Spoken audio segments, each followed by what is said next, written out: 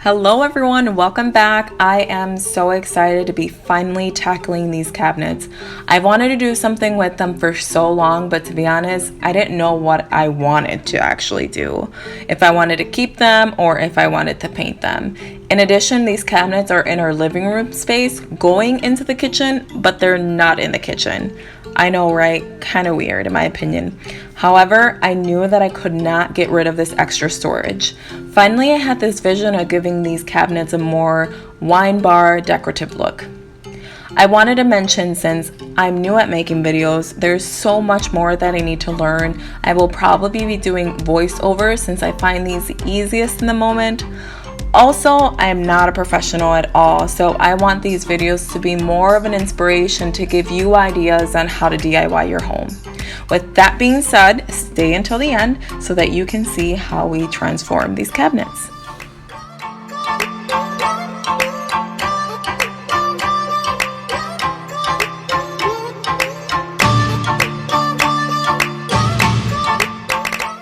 I will recommend you to separate all the hardware and label them in plastic bags with each corresponding door. This was life-changing at the end, and it was so easy to put everything back together.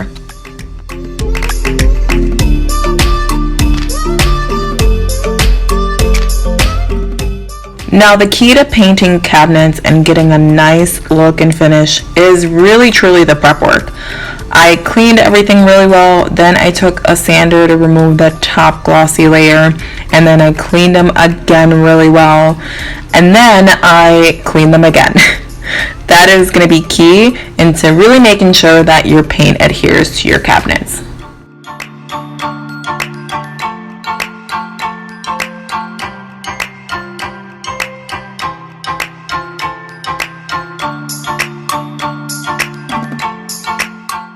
Now, I will use a paint roller because I do want a more smooth finish. I don't want any brush strokes at all, but I'm taking a brush right now because that's the only way that I was going to be able to get in the cracks and the corners of the doors.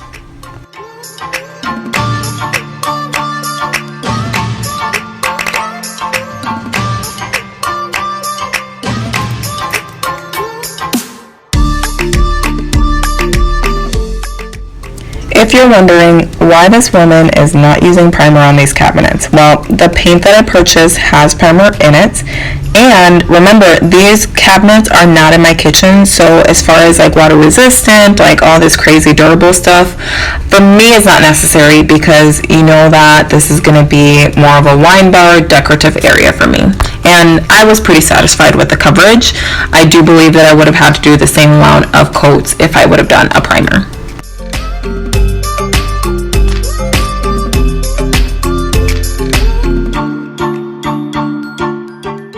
If you're wondering the brand that we use, it was PPG Diamond Interior Paint and Primer. You can get it at Home Depot. We decided to get both of the colors in a satin finish.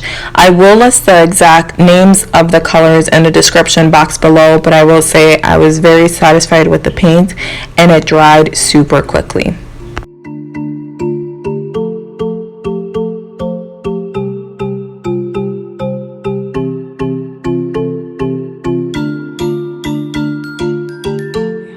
A total disaster. I cannot wait for this to be done. But the drawers and the doors are dry, so I'm going to start putting them back on. You saw that I had all the hinges separated in each individual bag with the corresponding door. I have the tape labeled on the back of the door so you can't really see it. Excuse me, sir. Would you mind?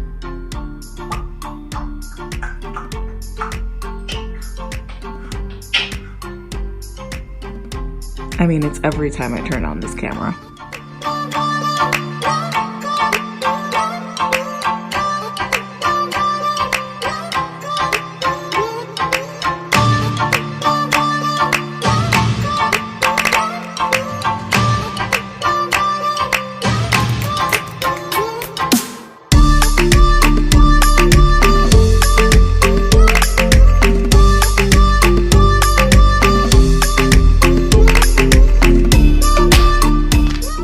Now here's what the cabinets look like with the hardware back on. I ended up ordering new hardware. I got these off Amazon and they were really inexpensive. So let me explain how we got to this point and how you didn't see it in the video, because I thought it was going to be a fail, so I didn't even try to record it. So I had this idea originally that I wanted to put wallpaper on the wall, but I didn't think it was going to stick because I have semi-textured walls. It's not super textured, but it is a little bit. And I didn't know how it was going to turn out. The wallpaper was from Amazon, so I didn't think it was going to be great quality. It was just going to be a trial, but it ended up working out really well, and I'm slightly obsessed. So we installed it in the middle there. That's where we're going to put floating shelves. That's one of the reasons why we took that top cabinet off. It was too bulky, and I just wanted an open concept. And then those top corners are going to get covered.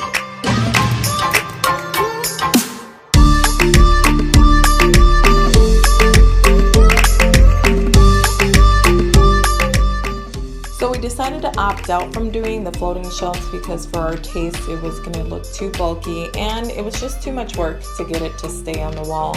So we decided to buy a piece of wood from Home Depot. We cut it to fit the size of the cabinets and then we stained it and found these brackets at Menards, and I actually really like the industrial look that this is giving.